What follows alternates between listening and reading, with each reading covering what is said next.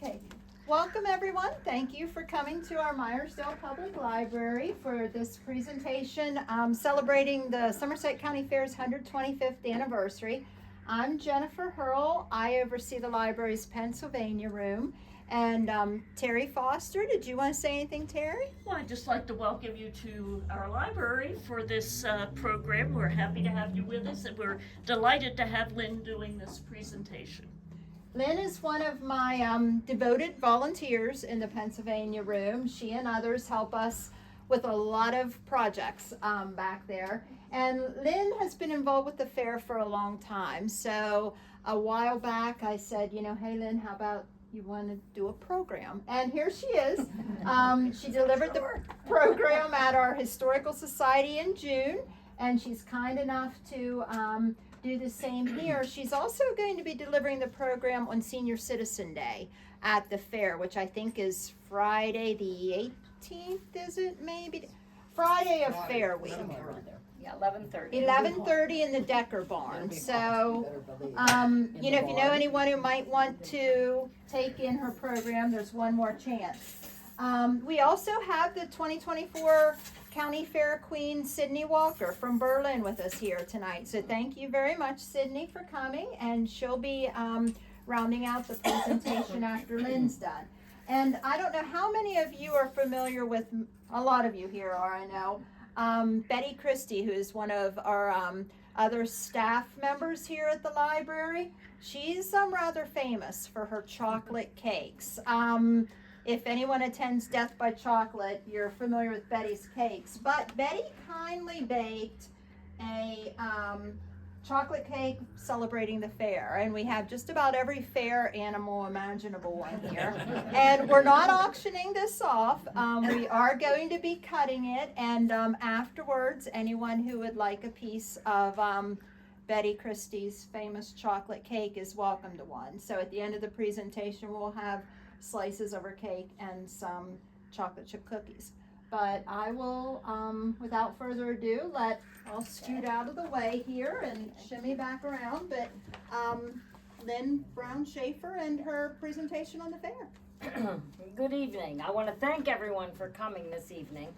And a lot of you people probably are thinking, why is she up there doing something on the fair? Well, let me give you a little background. Grew up in Myersdale. Lived on Main Street, 234 Main Street, the DS Apartments. Never had a pet in my life, never had an animal. I was an only child till I was 16 years old. I never even learned how to ride a bicycle because it was far too dangerous to have a bicycle in downtown Myersdale in the 60s and the 50s, let me tell you. At least that's what my mother said. So after graduation, I went to school. And after school, I got a job in Somerset, and I met my husband. And we started a family right away. In the first 3 years, I had 2 boys, aged 2 and 1, and a stepdaughter. So my husband loved animals, all kinds of animals. And I was in for a real treat for the next 46 years. So the boys were about 4 and 5 years old, and Dick came home one day, and he said, "These boys need a pony." And I thought, a what? And they said, "A pony." Well, if any of you have ever had a pony, they should call them crazy little ponies, because ponies are crazy. But my boys loved them, and they did exceptionally well on these ponies. So they started showing these ponies at horse shows. So the kids got to be about 8, 9 years old, and Dick came home one day and said, "Oh, we got to get these kids in a 4-H program." And I'm thinking, oh, okay, they can join 4-H. So about a year later, he said, "Now we've got to become 4-H leaders. You can teach them to sew and cook, and I'll help with the horse program." And I'm there, oh, okay. Then they turned 12, still showing. Now we've moved on from crazy little ponies to horses. They came home one day and said, "We want to go to the fair, and we want to camp at the fair." And I thought, well, my husband's still working, so that meant Mom had to go to the fair, and Mom had to do all the work at the horses. Now, for people who have never taken an animal to the fair, it is not fun. It is work. It is a lot of work. But we did this for a couple years, and my husband came home again, and he said, "Guess what I just bought?" And I thought, oh, I hate to hear it. And he said, I bought fair stock. We're going to become fair directors now. And I'm thinking, oh my gosh, you know. So I've seen the fair through the eyes of a 4-H parent, a 4-H leader, and a fair board director. And until you can look at the fair from both sides, it's not quite what a lot of people think, okay? So now sit back and let me take you back to the year 1900. 1900 is when the fair first began. And it was called the Marisdale Fair and Racing Association. And these men were sitting around a table, probably in somebody's kitchen, maybe in a restaurant. And what do you talk about in the 1900s? It's not cars or anything. It has to be your horses. I got a quarter horse. No, I have a standardbred. I have a Morgan. Mine can beat yours. I can hear this conversation. And so they said, well, why don't we have some races and let's create a fair? And they thought about this and they decided that would be good. So they needed some ground. So they went in the community and they found 21 acres and they leased that 21 acres from a Jacob Peck, and that's where the fairground stands today. The first fair was held on July the 4th. Now I'm sure these men had to build a track for these horses to race because they said they had running horses and trotting horses. So I'm thinking they had like a sulky race and a flat races. So they had to have some kind of a track. And I'm sure these men had to put forth the money to get this ready. So the first fair was one day long and it involved the horse racing. So the next year they thought, I should say, the big attraction in 1900 was they could bet on the horses. Oh yeah, we had bookies there and they were taking bets on the horses and they were all excited about that. So the next year they thought, no, we're going to keep this fair going. We're going to have another fair. So they elected officers this time. And some of the officers they elected, the president was John Graves. Now here are some Marisdale names that, as I've worked in the library, I've learned a lot of these names. I did not really recognize some of them. Henry Wilmoth, the Wilmoth Mansion. He was involved in timber and I think railroad. William Stiver, Harvey Stahl, William Dieter. Dieter is a common Berlin-Marisdale combination name. Charles Thompson, John Gumbert, Frank Thomas, and Dallas Fike. Well, I did this presentation in June up at the train station. One of my classmates came up to me and said, that Dallas Fike, that's one of my relatives. I said, really? I said, do you think you could get a picture? Well, there's Dallas Fike right here. And she was able to get a picture of him. So then next I thought, well, maybe I can get some more pictures. So I went up to the Thomas drugstores and I saw Andrew and I walked in and I said to Andrew, I said, okay, I said, Frank Thomas, is that your grandfather? He said, yes. And I said, well, I'm going to do a presentation. Would you have a picture? Oh, come on. And he took me back the hall and there, 11 by 14 picture. He takes it off and says, here, take it, do with it what you want. Well, I went and I had copies made of it. And as I'm taking this picture down, he says, you know what? My grandfather loved horses, but you know what he liked better than he loved betting on the horses. And I thought, no wonder he was on the first fair board, you know? He loved these horses. In 1901, they wanted to introduce agriculture to the fair. So they kind of enlarged it from 1 day to 3 days.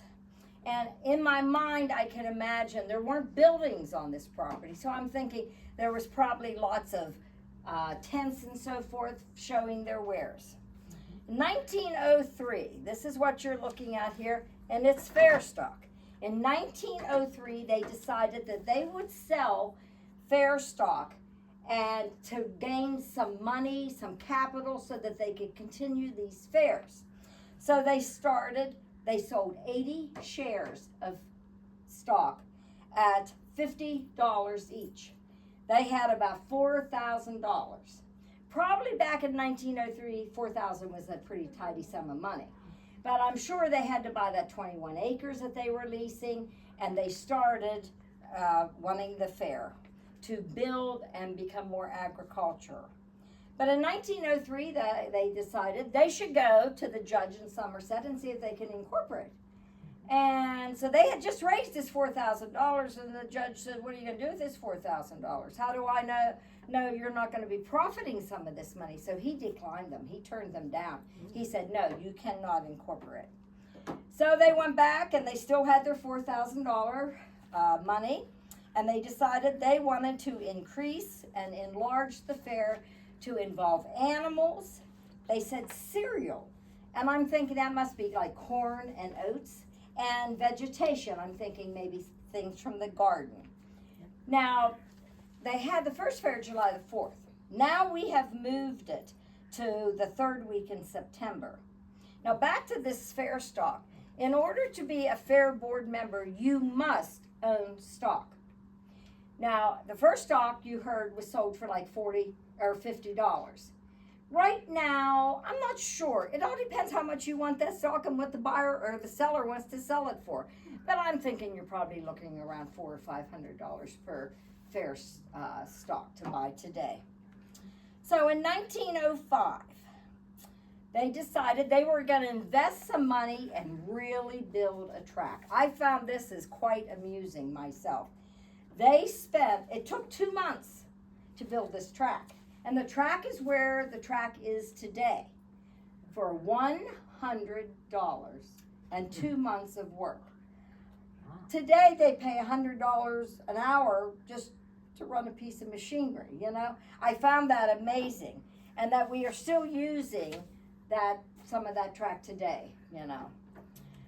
So how many in this room remember Paul Fuller?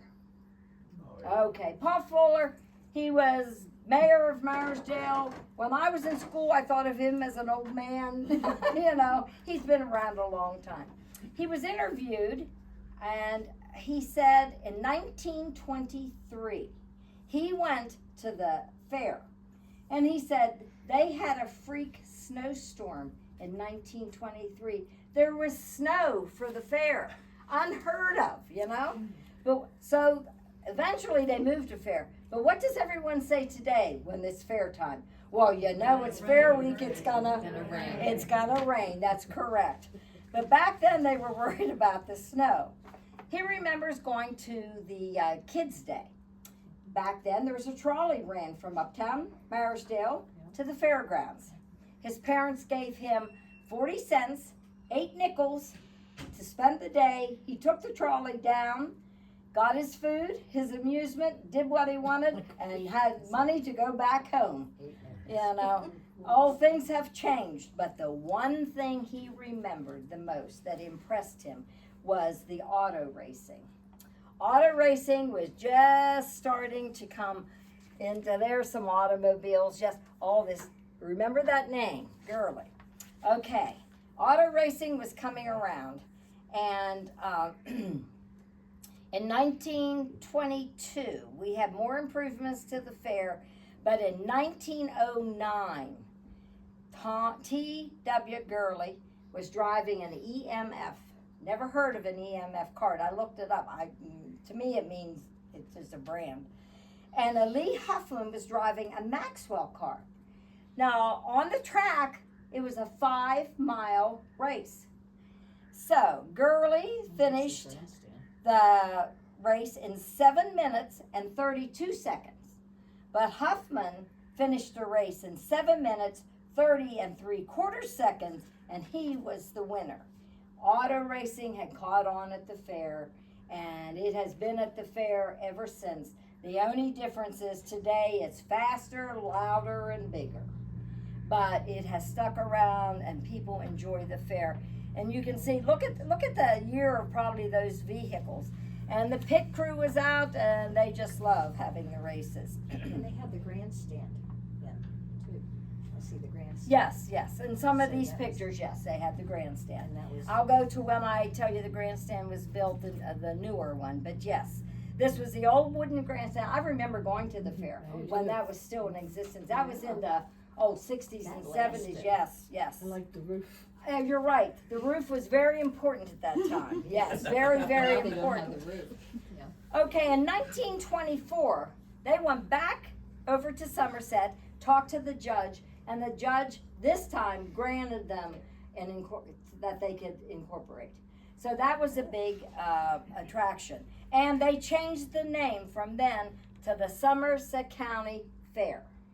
And that happened in 1924. And they purchased 9 more acres of property. Now we are up to 30 acres that the fair has. In 1917,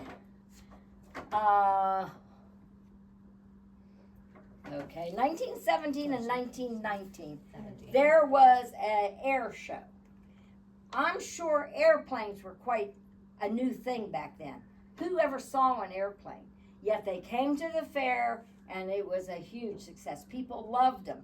And according to this article, the one article that Jen found said that the weather didn't really cooperate real well. It was kind of cloudy and overcast, but he still did the stunts in the air, and people loved having the air show. In 1908, they had a circus. We have had more than one circus, but we could not find a whole lot of pictures. Here they're enjoying riding the elephant. But in some of the pictures, you can see the trapeze apparatus in the background. And so we know that they had more than 1 or 2 circuses. But I found a picture, and I wanted to bring it, and I can't find it again. But in one of those circuses, they had a hoochie coochie tent. How many remember about the hoochie coochie tents? Oh, yes. Mess up. Yes, that's right. Tell it like it is. Well, we volunteer with another gentleman who was a school teacher, Fred. Maybe you can figure out who he was. And he started grinning and laughing, and Jen and I said, "What are you laughing at?" "I tried to sneak in the hoochie coochie tent and got caught," he said. And we were all laughing about the hoochie coochie tent. In 1912, they had some entertainment. I had never heard of this. It's called a hippodrome. I was not familiar with it.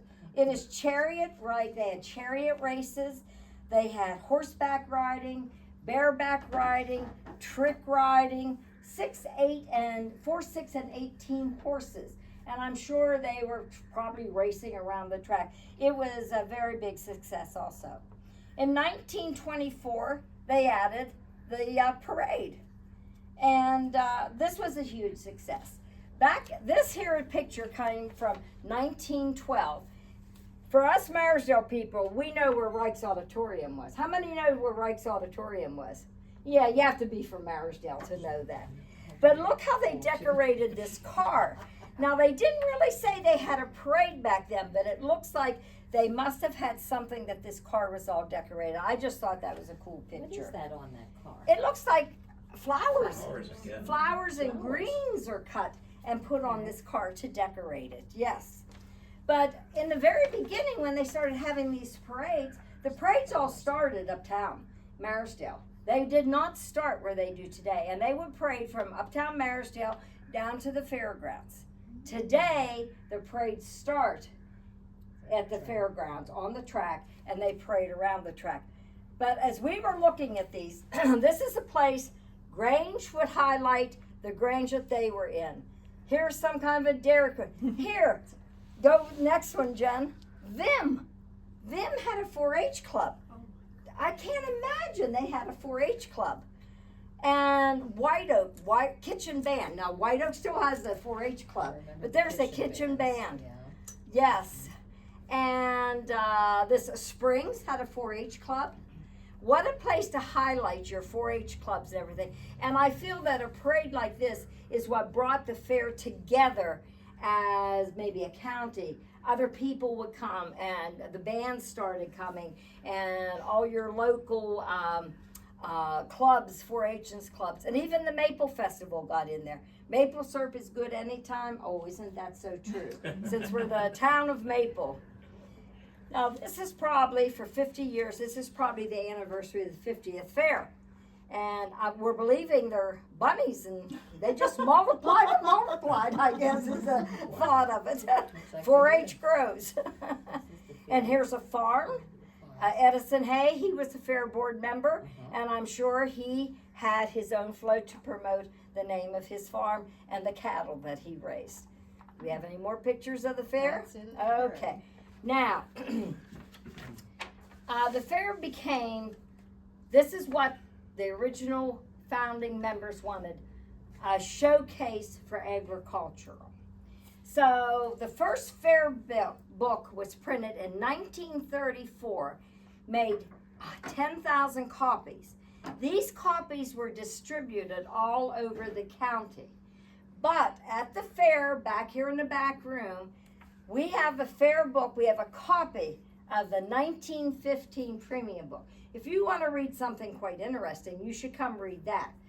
Everything's pertaining to horses, and the prices and everything is unbelievable. I like here, a price of admission, if you have a double team and carriage, you can get in free. School children on the first day get in free. Season ticket for all 4 days, so the fair lasted 4 days, $1.50. And if you had a horse and buggy, or if you came to the fair in a horse and saddle, you were allowed in free. This book is amazing to read. So we have that copy, and it's back here in the fair, back here in the library. Now, the fair was canceled only 3 times throughout its existence. The first time was in 1918, and that would be World War I. The second time was 1932. That's the Great Depression. There was no money to be had to promote a fair or anything. The next one was 1942 to 1944, and that, of course, was World War II. After World War II, big changes came to the fair. There was more money around. People were eager to show off their agricultural things, and the fair was taking off. So in 1959, the Junior Activities Building was built. 1962, the Dairy Bar. Oh, that's a good place to go. Gotta go there. 1964, the main exhibit hall and the fair office was built. 1975, horse barn, and there are some bleachers additionally added. 1980, the dairy barn, sheep's, goats, they were built. 1981, the judging arena was built. Now, as I look back, this fair is very special because it's 125th anniversary, but it's the 70th anniversary for the livestock sale, and it's the 60th anniversary for Fair Queen contests. So, according to what I've read, there was possibly 3 areas that the judging took place. But in 1981, I'm thinking that's the building that exists today. Do you think that is, Dave? Okay, that's a building that exists today. 1983, they built the beef barn, and they had wash racks. 1983, we built the restrooms. 1984, the Decker barn. Bob Decker built, paid for, and donated that barn to the fair. That barn was designed with, it's a big barn, it's wide. So the center of that barn has been used for many activities, horse pulls, lots of contests, other things. It was designed wisely, I feel, and we have used it, and Bob Decker donated that barn. In 1989, we built the new grandstand. The grandstand, the old wooden one, had seen its days, no longer safe, so we built the new all-aluminum grandstand. And I understand, in 2025 and 2026, we are getting a new junior livestock barn, and that will be new and up and running for next year. Now, some of the main attractions at the fairgrounds that you would see. 1956, horseshoe pitching. Horseshoe pitching has always been very big at Somerset County Fair. And I'm sure in the 50s, that was a big attraction, you know, and things to do. And they were sponsored by the Garrett National Bank. Drew big crowds, very popular. When the Garrett Bank closed, the Sutter Beverage took over, and it is still running today. Another big pull to the fair was the farm tractor pulls. They started out pulling with these tractors. They added more classes, and it went from afternoon into the evening. Then they added the Vesper service, and with the Vesper service came music entertainment. Now, another big area that draws big crowds is the horse pulling contest. We have had, in the past, we have had several fair board members. The Lepley family, very big, and sponsored a lot of horse pulling. This is young Bobby Decker. He also pulled horses at the fair. And they were both fair board directors, so they were very active in the fair. In 1967, the demo derby started. Everybody loves the demo derbies at the fair. So in 1970, they added some more acreage to the fair. Now we have 45 acres, and that's what we have today at the fair. 1975, Lady Shepherd lead line. And I thought my granddaughters did this because Graham said they had to do this, you know. They took their lamb, then they dressed in an all-wool outfit, either homemade or purchased from a store. They decorated their lamb to match, and then it is judged on the ability of the lamb to be shown and about the wool. This lady has a restaurant now in Rockwood. If she sees this picture, she's going to think, oh, my little Bo Peep, come on, you know. That's great. But I really enjoyed the lady lead line. In 1975, they added stock car racing, and in 1998, they added the one-price gate. One-price gate was very controversial when we added it. But you know what? I'll get into that later as to why I think it's really a good idea. In 1948, the Johnstown Tribune Democrat baby beef judging started, but it started before 48 because we know it ran for 20 years. But I had this all wrong until I was corrected. Back then, Somerset County would pick a reserve and a grand. Cambria County, which was the latest fair around, would pick a grand and reserve. Ligonier would pick a grand and a reserve. Indiana County, and possibly, I'm not quite sure, maybe Westmoreland. Then those top two animals would go to the Cambria County Fair, and those 5 grand and reserves were judged for the best of the best. And they sponsored this contest for many years, and Somerset County has won that grand champion many, many times.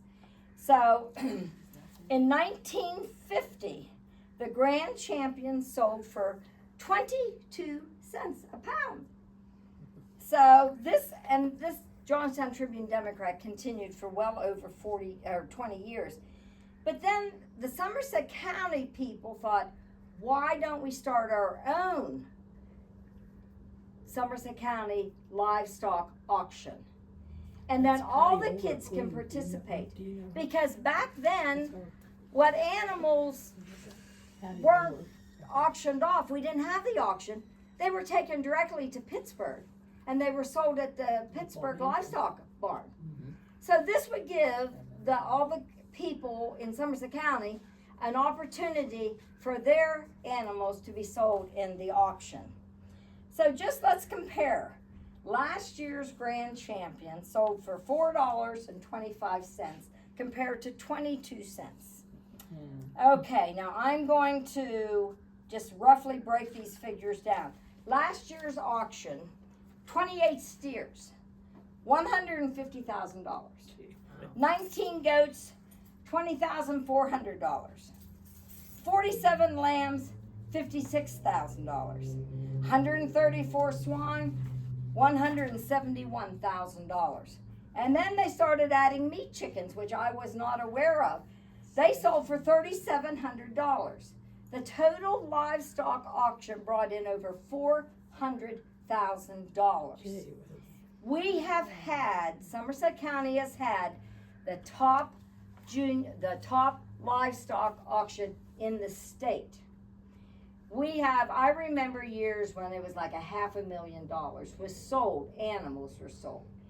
Now, when you go and you wonder what is the key for all the success in this, and it comes back to the buyers. I'll get into this 4-H program later, but it comes back to the buyers. In 1970 and 1980, coal was king in Somerset County. There's coal companies everywhere, and they supported their local schools, 4-H clubs, and FFA programs. And so, hats off to all the coal companies. The Wheeler family is from Somerset. Joanne Wheeler used to say, whatever the market price is for a sheep, a swine, or whatever, if the children do not get that at the auction, I will make the difference up and make sure they all get current market price. The Wheeler family has been very instrumental at our auctions. They would buy animals, they would donate them back to firemen's groups, churches, clubs, and various organizations. I just feel the Wheeler family needs to be recognized for that. Other people who have bought at the livestock auction have been grocery stores. Last year's main buyer was B.J. Meyer Ford in Boswell.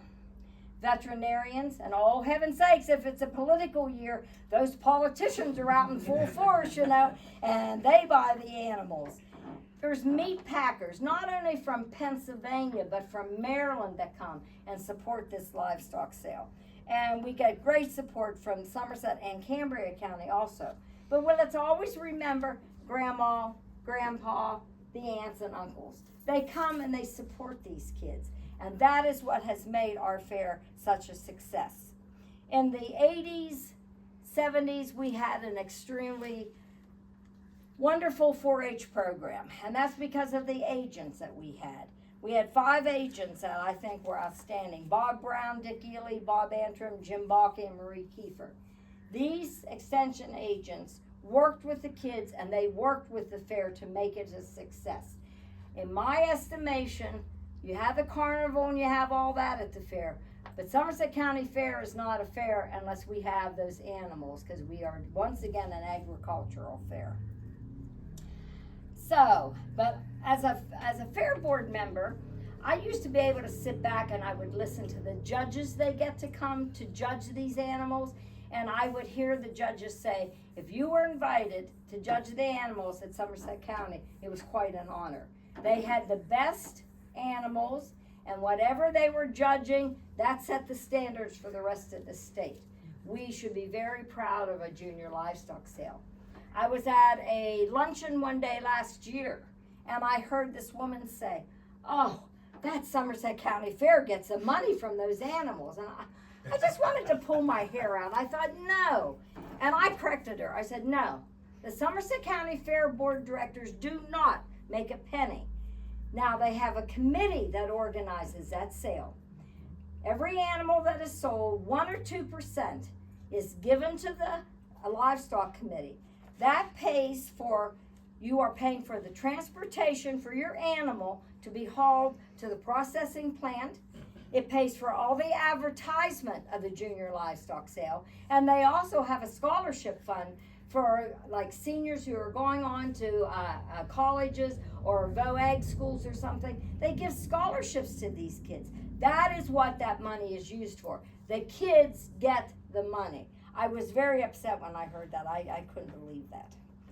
So I think with a combination of the Somerset County Fair, Fair Board, 4-H programs, and FFA, they are building the futures to a lot of children, and people don't realize that. You go to the fair to have fun, but what you don't realize, there's a lot of these kids grow up with that background of 4-H, FFA, and the fair, and they go on to use it in their life as veterinarians. That little 5-year-old boy in my household that loved that horse, he's a professional horse trainer, a national and international judge. I'm not saying that the fair taught him that or 4-H, but it sure had a big factor in his life. There are people who have turned into cattle breeding, artificially breeding cattle, big business. A lot of these children have grown up and gone to the fair, and they are now running their parents' or their grandparents' farm. They're 3 and 4 generation farmers. So I contribute a lot of that success to the programs that they have at the fair, 4-H and FFA. FFA is run through your schools. Back in the 60s, 70s, 80s, I'd say every school had an FFA program. I don't think it's that quite like that now. As a matter of fact, I know 2 people that went through 4-H and the sale and sold animals, and they are themselves FFA directors, teachers now. In fact, some of them are retired. That really ages me on. So, and it's not only the animals. There's a lot of education taught by coming to the fair in the exhibit halls, food, handiwork, baked goods, quilting, flowers. A lot of people have gone on for education with that. Now I see Jen is, oh, can you? I'm behind you. Huh? Oh, no, I think, I want to go back to the picture of the Bear and Company. I think it's Okay. back. Yeah, I right thought there. I was falling behind. No, this is a cool picture. 1920. And that is Bear and Company in Marisdale showing their wares at the Somerset County Fair. I can imagine, this looks like a roof maybe or tents, but I can imagine this all over the fair before they had the buildings to highlight and show people what their fair had to offer. I just think that's a cool picture, you know. But also, the commercial building today is a place to highlight the local businesses. You go in there, you can see farm equipment. This is Shipley Hardware. Back in the day, Marisdale had Shipley Hardware, and the TVs and everything. And I think this is where you can go and the county businesses can show you what they have to offer. Okay, the next place is the 4-H building. 4-Hers always have a theme. Every year there's a different thing for 4-H. And I'm telling you, in the 70s and 80s, you had to put your name on a list in order to get a fair booth spot. They were that popular. And they would give you a theme, and everyone would decorate with the same theme, and then they were judged. They did that with 4-H, FFA, and Grange. And this taught working together with people, and it had to have some movement in these, so you had arms going back and forth waving. It was really kind of cool to see that.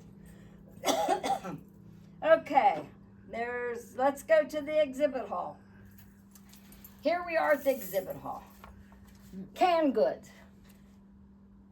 crafts, and crocheting, and quilts, and everything is there. You can see fruits, vegetables, eggs, baked goods, flowers, hey, maple syrup. You can see it all there, and look at all that. And I think this is a place to highlight again the agricultural Somerset County. The little local person who raises tomatoes in their backyard can display their tomatoes at the fair. You don't have to be a big person and a big farm to do that. There's one person that stands out in my mind, and that is Esther Mishler. Esther Mishler, I believe, was from the Hooversville area. This is at the 100th anniversary. That woman would bring crates of displays. She would bring, her poor husband would be wheeling this in, and he would drop it all off. The flowers, the canned goods, the needlework. She and her work could not be beat. She was quite a person. Everything was perfect, and we have really missed her. She is now deceased at the fair. But Esther Mishler deserves a round of applause. Now let's go to the grandstand. Lots of entertainment. We've had Minnie Pearl, Slim Bryant and the Wildcats, Jeannie Shepherd, and I think she just passed away within the last couple weeks. Ray Price, String Bean, Connie Smith, Tommy Cash, Joanne Castle. Oh, I remember Joanne Castle. She was on the Lawrence Welk show, and she played piano and sang. I'd go to my grandmother's every weekend. Oh, I had to shut up. I couldn't talk, just breathe and watch Joanne Castle. And TVs were just out, and Grandma had a TV, and we had to watch Joanne Castle. We also had Jeannie Steele, Bill Anderson, Margot Smith, Sonny James, Hal Ketchum, Rodney McDowell. Kenny Chesney was a very popular one. Billy Crash Craddock. That was some of the music entertainment that we have had in the past. But the thrills and the chills, the Joey Chitwood show. How many remember going to see the Joey Chitwood show? I think we all did in here. And then we had truck pulls. Jack Fullerton's demo derbies. They're still going on today. And the rodeo. The rodeo is a big hit. People like coming in and seeing the rodeos. But I hear the same old thing every year from everybody. Oh, the fair never changes. It's the same thing every year. Oh, it's the same thing. Well, you know what? This fair has to be run like a business. You just can't go off and hire a bunch of entertainment not knowing if you're going to get the crowds. Let's just take the fairgrounds or the grandstand. 2,000 people, let's say 2,000. I think it might be 2,200, but 2,000 people. One price gate, $12. Do you realize that the carnival gets 30 to 35% of every person who comes through that gate? So now you're down to $8 and something. And you take 8 times, say 2,000. Gee, you aren't left with a whole lot, are you? Maybe $16,000, $17,000. What do you think it costs to get an act to come into the fair? Like people say, we want music. You're not going to hire anyone for $15,000 to $20,000. They just had a festival in the local area, and they had a bluegrass group come. And for an hour and 15 minutes, $10,000. So you have to be able to make money at the fair. I remember many times when my husband was on the fair board, he'd have to say, hey, we didn't make out too good last year. And they would put in $2,000, $3,000 to start up the fair. That's fine. And the men did it. And then they were paid back. But it has to be run like a business. How many of you would like to pay their electric bill for a week? How many would like to pay the insurance that comes along, you know? And how many wells do you think are on that property to water 400 or 500 animals? And they all have to be tested, and they have to be running, and they have to be working. And the porta potties that you see, the midway has to be cleaned each night. And what do you think garbage people want for the garbage? This all comes out of that price, a lot of it, of what you're paying at the gate. So, you know, you have to run this as a business to make the money stretch to cover all of the expenses. You know, a lot of people say that they just don't understand. They just go to the fair to have fun. The fair has to be run like a business. So, okay. The other thing that affects the fair, what did we say? Oh, it's Fair Week. It's gonna rain. If you get rain 1 or 2 nights and the grandstand is closed down, you lose that money. So fair plays a big thing in it. So it's not as easy to have this fair as people think. There are 25 men on the fair board and women. They all have to work together, and they all have a little expertise that they're really, really good at. When you get those 25 people all working together, it takes all them to pull this fair off. And I said to Dave one day when he was in here and him and I were working on something, I said, Dave, did anyone ever walk up to you and say, thank you for having the fair? And he busted out laughing. I says, right. No one ever thanks us for having the fair. They just expect the fair is going to be, and it's going to be perfect, and they want what they want. Well, I'm sorry, can't work that way, you know. All right, the other thing I want you all to remember is Fair Board is volunteered. Nobody gets any money for being on the Fair Board. If anything, we've invested a lot more money in than, you never get anything out. Okay, the carnival. A lot of fairs, I've been to a lot of fairs. A lot of fairs have a huge carnival and very little animal displays. That is not what the people who started this fair want. They wanted agriculture first. So when it comes to getting a fair or a carnival, our main goal was to get one that was safe and one that was clean and that it was enough rides for the kids to enjoy the day. And I think we have done that over the years. Okay, now this is my favorite part. The food. How many like to go to the fair for fair food? Can't wait. How many remember Denny and Pearl's Stromboli? Oh, yeah. Best Stromboli around. But you can still get Stromboli at the fair, but theirs was exceptional. And you have to go to the fireman's stand for that hamburger and french fry. You got to support the firemen. The dairy bar. Oh my, their chocolate milkshakes are to die for. We have hot sausages, funnel cakes, candy apples, cotton candy. And now I have to give this, the mountain kettle corn is really, really I good. love that. Oh yeah, thank you, Paula, because my grandson runs that I love that. with his other set of grandparents. But there's any kind of food you want, you can find at the fair. Okay, now let's go on to some contests. What kind of contests do we have at fair? I hear a lot of people say, oh, I can't wait for school to start. Open your fair book. There's coloring contests in there. You could have your grandkids coloring contest. At the fair, we have a pumpkin and squash decorating contest, which can be quite humorous, let me tell you. We have a scarecrow contest. Last year was a political year. Oh my. Whoa, whoa, whoa. Some people went way over the top last year. We also have a Hershey and a brownie contest. That's a Hershey contest. You can bake. We have the shore gel contest, the apple pie contest. There is something for everyone to do at the Somerset County Fair. And the pedal power. How many of you have taken your kids to the pedal power? Oh, the little toy tractor, and they add weights back here and see how much they can pedal that tractor and go. And the kids love it. It's broken down into age groups. Everyone loves the children's pedal power. Senior Citizens Day. I will have to say I was instrumental in starting that. I went to the fair board member one day. I said, we need a Senior Citizens Day. Oh, those old senior citizens have more money than we do. Well, that's not the point. The fair is to give back to the community. Well, anyway, we talked and we started Senior Citizens Day. How many remember Walmart having bingo for the senior citizens? Remember that?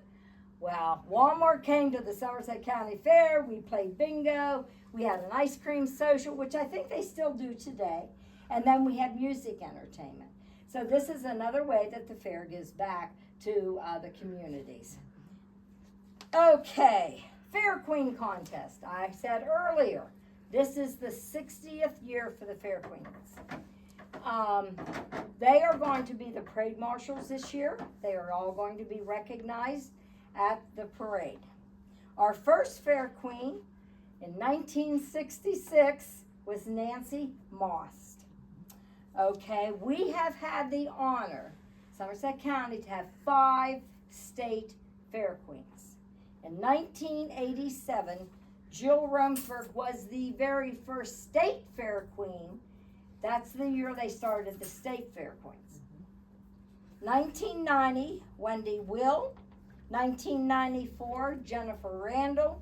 1999, Julie Seckler. And in 2023, Cassandra Hay. Now this year, up at the train station, the library did that one. Yes, the display, the fair display. Library Historical Society Yeah, together. they did that. So, and I helped with that. So, if you want to see the Fair Queens up there, it's a very nice display. I'd recommend going up and seeing that. So, now we're getting ready for the 2025 Fair Queen, and I understand we have, 13 contestants? 13 contestants running. Competition should be really good, and we have to shorten it down somehow or we'll be there for 3 or 4 hours, you know. But I'm looking forward to the Fair Queen contest. The one area we haven't talked about yet is the campgrounds. We do not own the area where the campgrounds is. We rent that from an Amish family. But I know the people who are in charge of that. And they've been in charge of it for quite a few years. And she said, oh, there used to be lots of room back there. And then the campers got bigger and bigger. More people started to come. And now she says they have a hard time getting everything to fit back there. But you know, as you go by at night, you see the campfires. These people have been coming and camping at the Somerset County Fair for three generations at least. They're one great big family. They take their vacations to come to the fair and to camp out. So when you go by there and see the lights on, you have to remember those people just love to be there and enjoy the fair. Okay, now this evening, I'm going to introduce our 2024 Fair Queen. And she's going to tell you why you should come to our fair Then I have a few remarks I'd like to make in some question and answer period, but I'd like to introduce Sydney Walker. She's our current fair queen.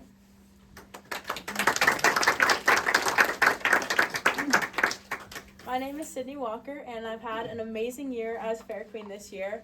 And now I'm going to tell you my speech that I gave last year for our competition and at the state competition in Hershey. So it's titled, Why You Should Come to My Fair.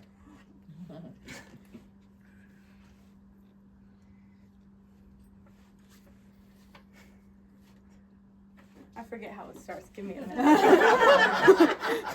She hasn't done it for quite a while. I haven't done it since January. Yeah, That's so come okay. on, let's give her a break here. Okay. Now we got Should it. be okay. Okay. Have you ever wondered how a single county in America stands out from all the rest? Coming to the Somerset County Fair is the best way to get a taste of what Somerset County is really about. A place where the community is so overly helpful and kind that they were given the honor of being named America's County. This outstanding community that has surrounded the fair for the past 125 years holds tight to believe that agriculture is important to each and every person. Here at the Somerset County Fair, we have events put in place to encourage and evoke the young minds of our community, such as family games and the famous ice cream social down in the Decker Barn. Even if you're just paying a visit to the fair, you will leave with more knowledge than you came with. You may learn about food awareness and better understand where your food really comes from, or about all the possible career opportunities that agriculture allows. I remember being a little girl, walking through the exhibit halls and reading all the posters and fun agricultural facts that would be hung up beside the booths. Reading and thinking about these things made my young mind so curious as to how else agriculture affects my daily life, and how it's even possible for one dairy cow to produce 10.5 pounds of cheese in one day. One day! But these are the kind of interactions that are so important to spark a desire to learn and the love of agriculture inside these children, the same way it sparked inside of me many years ago. As these children get older, they'll begin to take what they've learned from the Somerset County Fair and begin to have projects of their own. Some may choose to craft an item with thread or needle, or get creative in the kitchen, while others will decide to raise a quality animal that may range from horses to dairy cows to chickens to guinea pigs and so on and so forth. These exhibitors will spend a year's worth of hard work and dedication put into this quality animal that they will soon part ways with come sale day. But our incredibly supportive community does not let the time and effort of these exhibitors go unnoticed. For many local businesses and community members, it's the highlight of their year to come out and bid in the bake sale, or pour from their generous hearts into the junior livestock sale to show these exhibitors that their hard work did not go unnoticed. But the fair is not only about learning agriculture. There's also many entertainment activities throughout the week.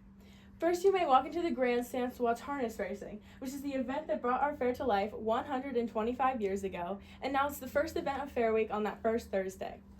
Next, it may be square dancing that caught your eye, but not the people kind. Something we have here in Somerset County that not too many other people can say they do is tractor square dancing. The Roof Garden Tractor Buddies rev up their engines and put on a show every year. As this lifelong member of the Somerset County Fair gets older, they'll start to bring their kids to the fair to make the same memories as they once did. Their kids will run straight to the midway and beg to ride all of the carnival rides as the adults sit back and enjoy a nice game of bingo. Then the whole family will go to the fireman's stand to get their dinner, followed by the 4-H dairy bar to cool off and enjoy a maple milkshake, straight from the heart of the land of milk and maple. Because what better organizations could you support rather than your local first responders and 4-H youth? But at the end of the day, when you look around the fair, yes, you see animals and carnival rides and delicious food, but if you look deeper, you see people willing to give a helping hand to anyone in need of it. You see family and friends cheering on a livestock exhibitor as they battle in the show ring for a blue ribbon. You see the community become absolutely fascinated by agriculture and everything that it entails. And you see local businesses promoting their products they've worked hard on all year long. These are the reasons why Somerset County was named America's County. After Flight 93 and the Q Creek Mine Rescue, our whole community came together and helped each other out. Somerset County is the example as to what America should look like. So that's why you should come see the well-known crash and rescue sites that could have easily tore us apart, but instead brought our whole community together. The Somerset County Fair holds a special place in my heart for so many reasons. That first year I started showing, I found a home, and you can too. It's so incredible to see how much my community genuinely cares for each other and would support each other no matter what. So come join me and explore the 125th Somerset County Fair, August 14th to the 23rd, and see what memories you can make here too. Thank you.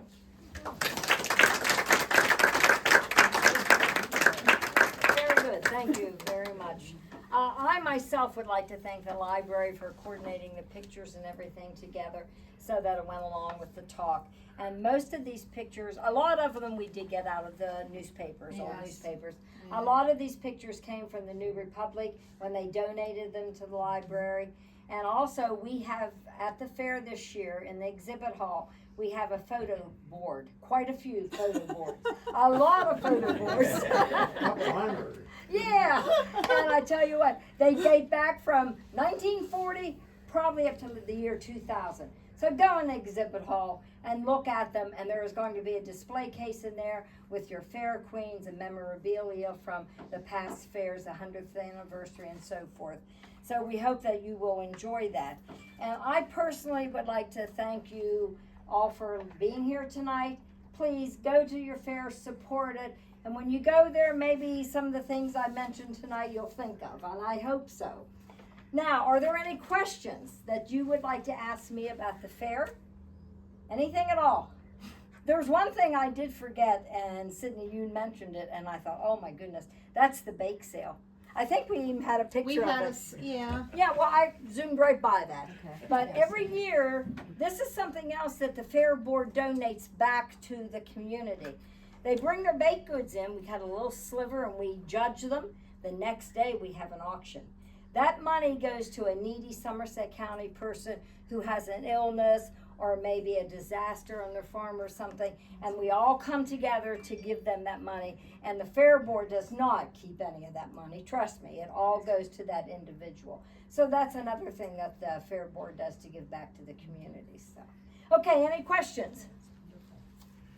Yes. You had mentioned the expenses that the board has to take care of in terms of the fair.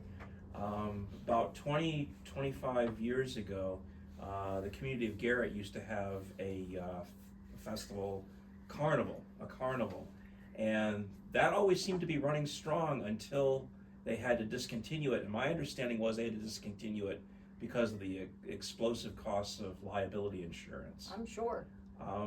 How is the fair able to manage those costs? Well, you know, I really have not been on the fair board when I've seen those costs go up. Dave, can you answer that? It's expensive. It's expensive, I'm sure. You got the basic fare, and then for any additional thing that goes on down there, you've got to get more insurance Yeah. to cover it's expensive. I'm sure the week of the fair itself is probably quite expensive. But, you know, I said about the gate price and that money. There's also other ways that the fair is getting money. The vendors, they do pay money for their booths at the fair. But when you look at the overall cost, I'm sure it's a tight rein that the fair is on.